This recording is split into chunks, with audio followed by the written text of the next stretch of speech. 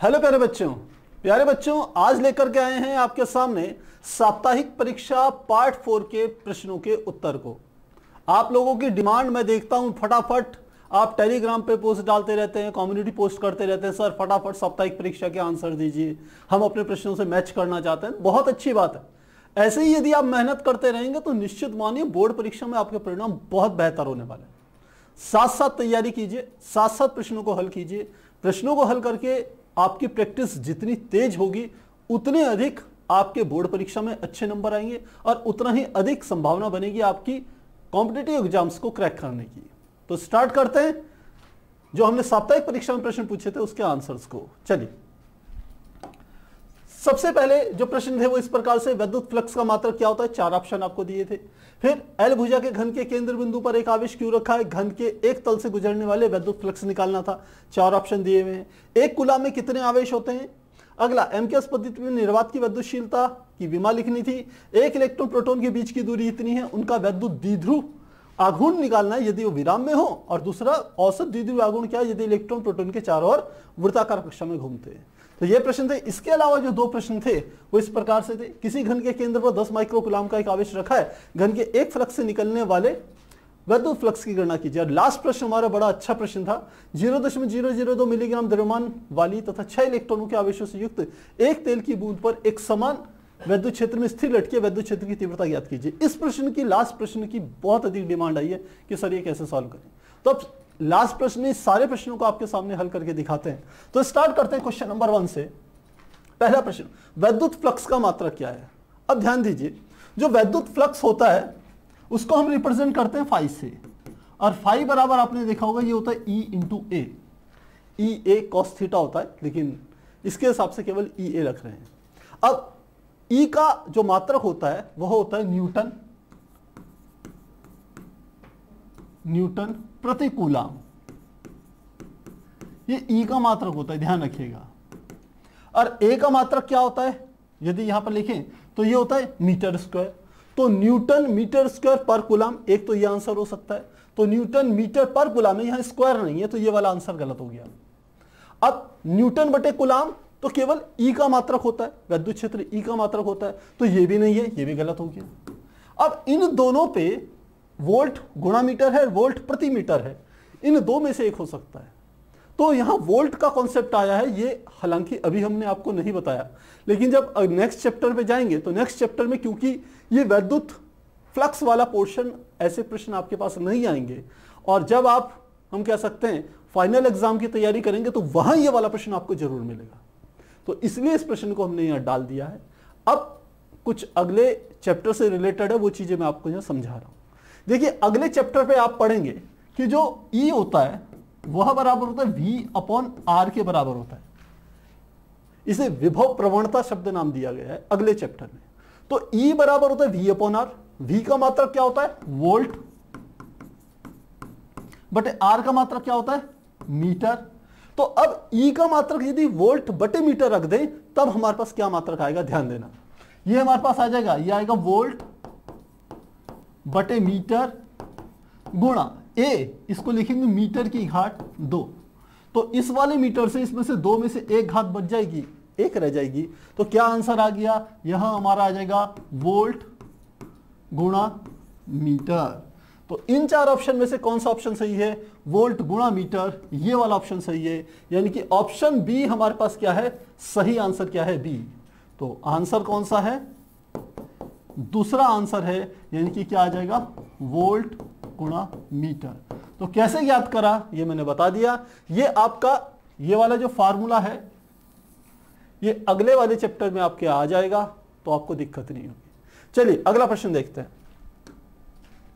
अगला प्रश्न है, एल भुजा के घन के केंद्र बिंदु पर एक आवेश प्लस क्यू रखा है, घन के एक तल से, ध्यान रखना एक तल से कह रहा है, एक तल से गुजरने वाला विद्युत फ्लक्स है। तो संपूर्ण घन से गुजरने वाला विद्युत फ्लक्स क्या होगा? मैं यहां पर आपको डायग्राम बना के दिखा देता हूं। चलिए, ये हमने एक घन बना लिया, ये घन बन गया है, ये पे मैंने यहां पर प्लस क्यू आवेश रख दिया है, जैसे इन्होंने कहा है प्लस क्यू आवेश। तो ये सभी हम कह सकते हैं पृष्ठों से एक समान विद्युत फ्लक्स बाहर निकलेगा ऐसे। तो कुल विद्युत फ्लक्स का फार्मूला होता है phi is equal to Q upon epsilon zero या summation Q upon epsilon zero Gauss के थ्योरम से। लेकिन ये क्या कर रहा है, एक तल से एक पृष्ठ से गुजरने वाला, तो एक पृष्ठ ये वाला हुआ, इससे गुजरने वाला फ्लक्स कितना होगा। तो इसके लिए आपको क्या करना पड़ेगा, इसमें टोटल फ्लक्स देखने पड़ेंगे कितने हैं, 6 फ्लक्स हैं। 6 फ्लक्स से गुजरने वाला फ्लक्स कितना है, इतना। तो एक तल से गुजरने वाला फ्लक्स क्या होगा, इसका 6वां भाग होगा, ध्यान रखना। तो लिखेंगे एक तल से गुजरने वाला फ्लक्स फाई क्या लिख लेंगे, एक तल बराबर हो जाएगा 1/6 गुणा Q अपॉन एप्सिलॉन जीरो, यानी कि इसको लिख सकते हो Q अपॉन 6 एप्सिलॉन जीरो। और अब इसका आंसर देख लीजिए, Q upon epsilon zero, Q upon 6 epsilon zero, यानी कि ये वाला आंसर सही है। हम कह सकते हैं सेकंड आंसर बिल्कुल सही है। तो आंसर क्या आ जाएगा हमारा, दूसरा आ जाएगा, और ये आ जाएगा Q upon 6 into epsilon zero के बराबर होगा। यहाँ पे स्मॉल q लिखा है, कोई दिक्कत नहीं, आप कैपिटल Q लिख लेना, यहाँ पर कैपिटल Q लिख लेना। यदि कैपिटल Q दिया है तो यहाँ पर कैपिटल Q लिख लेना। तो मुझे लगता है ये भी आपका क्लियर हो गया होगा। चलिए अगला प्रश्न देखते हैं। एक कूलाम आवेश में कितने इलेक्ट्रॉन होते हैं। तो एक कूलाम आवेश, ये आवेश के क्वांटिमीकरण से संबंधित प्रश्न है। हम जानते हैं, सॉल्यूशन में लिखेंगे, हमारे पास सूत्र होता है Q बराबर क्या होता है, प्लस माइनस Ne। क्योंकि कितने इलेक्ट्रॉन है, इलेक्ट्रॉन पे ऋण आवेश होता है तो माइनस का आएगा।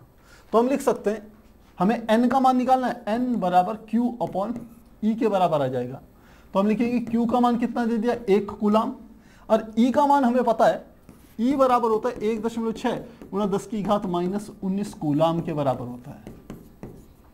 तो वैल्यू रखें, क्या आ जाएगा, E का मान 1.6 गुणा 10 की घात माइनस 19 कूलाम। ये ऊपर ले जाइए तो ये हो जाएगा 10 की घात माइनस 19, ऊपर के जाकर के क्या हो जाएगा, 10 की घात प्लस 19 हो जाएगा। 10 की घात प्लस 19 बटे नीचे आ गया 1.6। अब क्या करना है आपको, 10 की घात यहाँ 19 है, 1 घटा दीजिए तो क्या आ जाएगी, बराबर 10 गुणा 10 की घात 18, ऐसे लिख लेंगे, बटे कितना आ जाएगा 1.6। दशमलव से हटाया, यहाँ पर क्या लगा लिया, 0 लगा लिया। 100 में 16 का भाग दे दीजिए अलग से, तो ये हो गया 100, इसमें 16 पंजे से 16 छिक 96, कितना घटाएंगे, घट के आ गया 4, डेसिमल लगाया 0 बढ़ा दिया, 16 दूनी 32, फिर घटाया कितना आ गया 8, दशमलव है 0 बढ़ाया, 16 पंजे 80, ये कट गया तो क्या आ गया हमारे पास 6.25। तो इसका आंसर आ गया 6.25, साथ में गुणा 10 की घात 18, और यहां हमने किसका मान निकाला, n का मान, इतने क्या होंगे, इलेक्ट्रॉन। तो क्या है, एक कूलाम आवेश में कितने इलेक्ट्रॉन होते हैं, हमने बता दिया इतने इलेक्ट्रॉन होते हैं, इसकी संख्या बता दी। तो आसान है, कई बार ये प्रश्न पूछा जाता है बोर्ड एग्जाम में, 1 नंबर, 1.5 नंबर, 2 नंबर के प्रश्नों में ये प्रश्न पूछ लिया जाता है, तो आपको पता होना चाहिए। चलिए अब आगे चलें। अगला प्रश्न, एमकेएस पद्धति में निर्वात की विद्युतशीलता की विमाएं लिखिए। पहले सूत्र निकालेंगे फिर विमा लिखेंगे। तो कैसे करेंगे, ध्यान दीजिए, सॉल्यूशन करते हैं। हमें पता है, चूंकि जो हमारा कूलाम का नियम होता है उसके अनुसार F बराबर ये होता है 1/4 पाई एप्सिलॉन 0 Q1 Q2 बटे R², यही सूत्र होता है। हमें एप्सिलॉन 0 निकालना है, एप्सिलॉन 0 इधर लेंगे, यहां क्या बचिए 1/4 पाई, 1/4 पाई, यहां गया Q1 Q2, और F को नीचे लाएंगे तो यहां F गुणा R² आ गया। अब सूत्र निकाल सकते हैं, इसका तो कोई, हम कह सकते हैं इकाई होती नहीं है, यूनिट होती नहीं है, मात्रक होता नहीं, ये तो कांस्टेंट है 1/4 पाई। थोड़ा सही सा लिख लें इसको, ये हमारा आ गया 1/4 पाई, ऐसे। इसका तो मात्रकहीन राशि है, तो इसका मात्रक क्या आ जाएगा, एप्सिलॉन 0। Q1 Q2 दोनों कूलाम में होंगे तो क्या आ जाएगा, कूलाम का वर्ग बटे F का मात्रक क्या होता है, न्यूटन, और R का मात्रक क्या है, मीटर स्क्वायर। तो कूलाम स्क्वायर बटे न्यूटन मीटर स्क्वायर, ये निकल गया मात्रक। लेकिन अभी विमा नहीं निकली है। विमा निकालने के लिए पहले आपको कूलाम की विमा किसके बराबर होती है ये निकालना पड़ेगा। तो क्या आप जानते हैं, एक सूत्र होता है हमारे पास, चूंकि Q बराबर होता है I × T, जहां Q आवेश, I विद्युत धारा, T समय अंतराल। तो इसका मात्रक क्या निकल गया, एम्पियर सेकंड। और इसकी विमा क्या निकल गई, ये मात्रक क्या कूलाम है ना, तो कूलाम की विमा लिखें, एम्पियर के लिए ए से रिप्रेजेंट करते हैं और समय की विमा होती है टी, तो ये कूलाम की विमा ए टी के बराबर होती है। तो बस इसी चीज का अब यहां पर इस्तेमाल करना है, तो करते हैं। इसको अलग कर दिया, इसको यहां ले जाते हैं, तो एप्सिलॉन जीरो बराबर कूलाम स्क्वायर, तो कूलाम की विमा ए टी है, इसका स्क्वायर कर देते हैं, ए टी का होल स्क्वायर बटे, नीचे आ गया न्यूटन मीटर स्क्वायर। न्यूटन बल का मात्रक होता है, बल की विमा होती है एम एल टी माइनस 2, और यह है मीटर स्क्वायर, इसकी विमा एल स्क्वायर। तो टोटल क्या आ जाएगा, इसको खोले, ए स्क्वायर टी स्क्वायर बटे, यह आ गया M L T minus 2 into L square, इसके बराबर आ गया।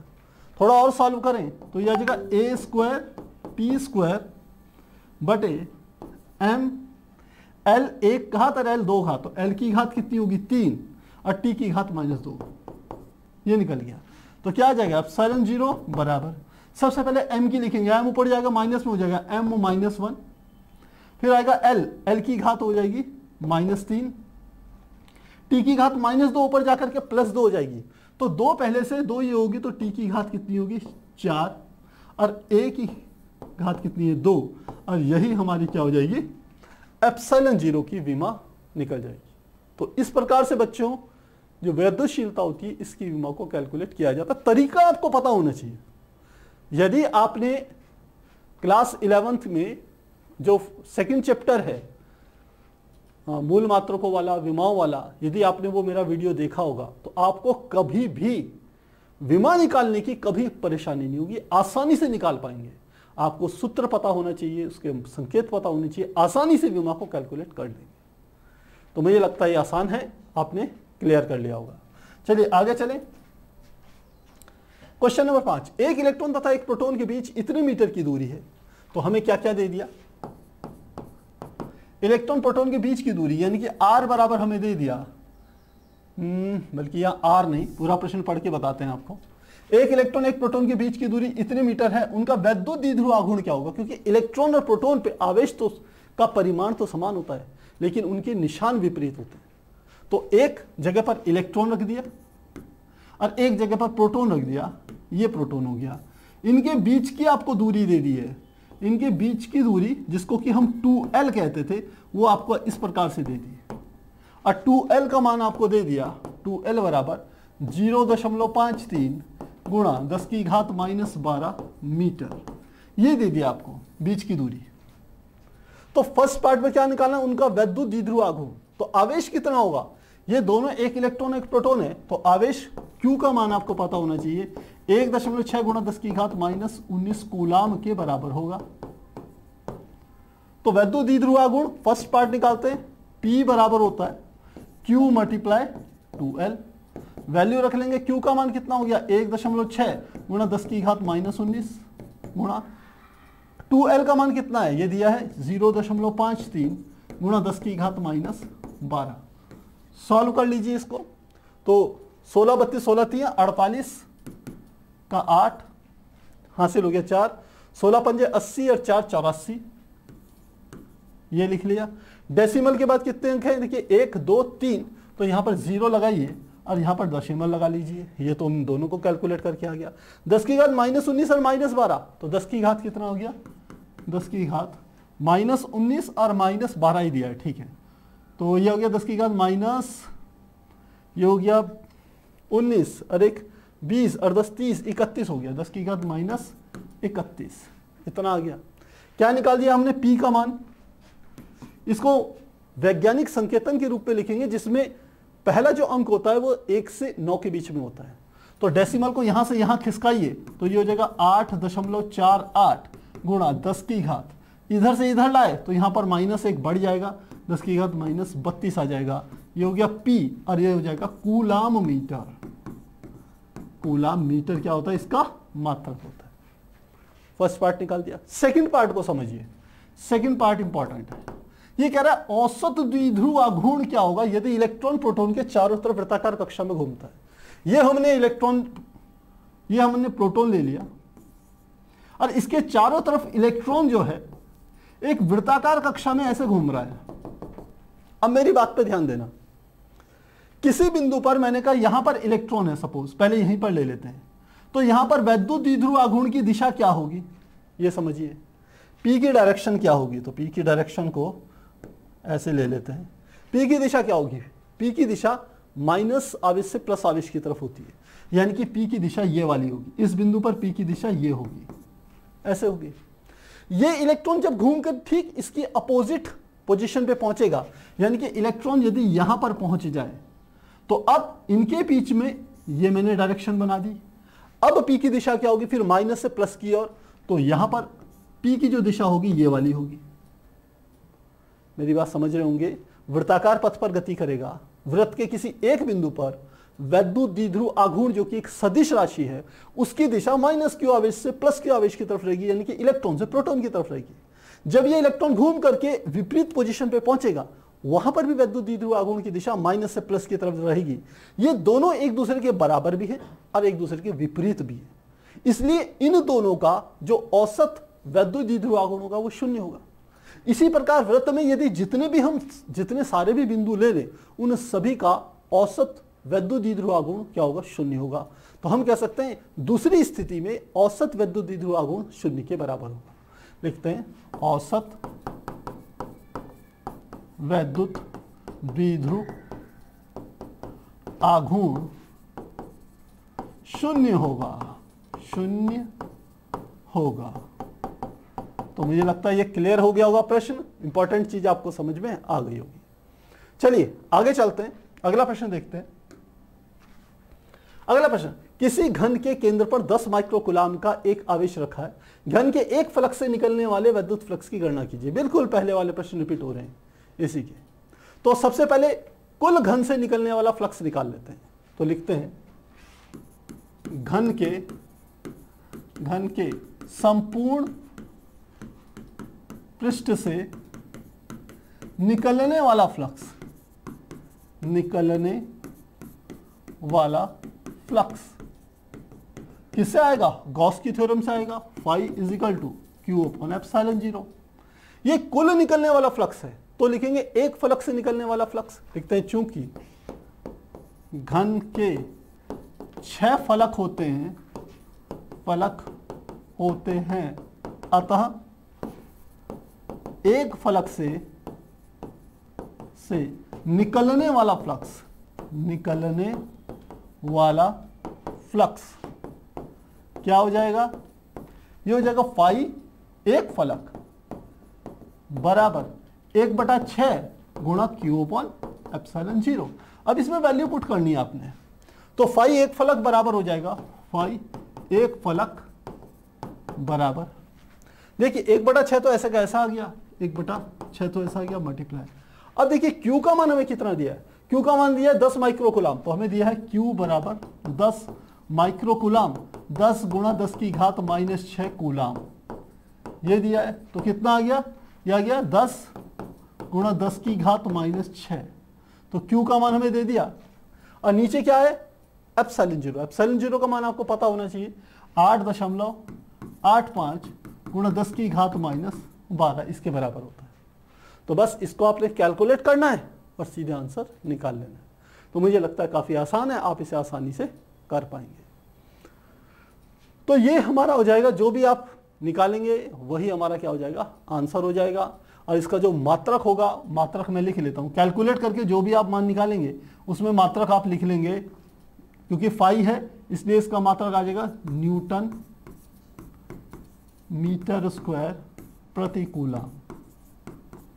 तो थोड़ी सी कैलकुलेशन खुद से जरूर कीजिएगा। चलिए मुझे लगता है आसान है, आपको समझ में आ गया होगा। आगे चलते हैं, अगला प्रश्न, ये बड़ा इंपॉर्टेंट प्रश्न है। प्रश्न इंपॉर्टेंट भी है काफी बच्चों का, ये थोड़ा सा हम कह सकते हैं कॉम्पिटिटिव लेवल का प्रश्न है, इसलिए भी थोड़ा दिक्कत हुई होगी। जब आप कहोगे कि सर बोर्ड एग्जाम में कठिन प्रश्न आए थे, हम हल नहीं कर पाए, तो आपको ऐसे प्रश्न दिखाई देंगे, थोड़े से कॉम्पिटिटिव टच के आएंगे। तो कैसे करना है इसको समझिएगा, काफी अच्छा प्रश्न है। 0.002 मिलीग्राम द्रव्यमान की द्रव्यमान वाली तथा 6 इलेक्ट्रॉनों के आवेशों से युक्त एक तेल की बूंद एक समान वैद्युत क्षेत्र में स्थिर लटकी है, स्थिर लटकी है। वैद्युत क्षेत्र की तीव्रता ज्ञात कीजिए। तो क्या कह रहा है, एक जगह मैंने वैद्युत क्षेत्र बना लिया, मान लेते हैं ये वैद्युत क्षेत्र है, ये E है, यहां पर कोई तेल की एक बूंद है, इस प्रकार से हमने बूंद बना ली, ये लटकी हुई है क्योंकि इसमें आवेश है, मान लेते हैं Q आवेश है। तो इस पर दो बल काम कर रहे होंगे, एक बल तो नीचे काम कर रहा होगा जिसे हम कहते हैं भार बल, mg के बराबर। किसी भी वस्तु पर यह बल तो लगता ही है। इस पर जो दूसरा बल लग रहा होगा जो इसको संतुलित कर रहा होगा वो है वैद्युत बल, और उसका मान होगा F बराबर Q इंटू E के बराबर होगा। तो इन दोनों बलों को संतुलन की स्थिति में तो ये दोनों बल एक दूसरे के बराबर होंगे। तो लिखते हैं, हमें क्या क्या दे दिया, सबसे पहले m का मान दे दिया 0.002 मिलीग्राम,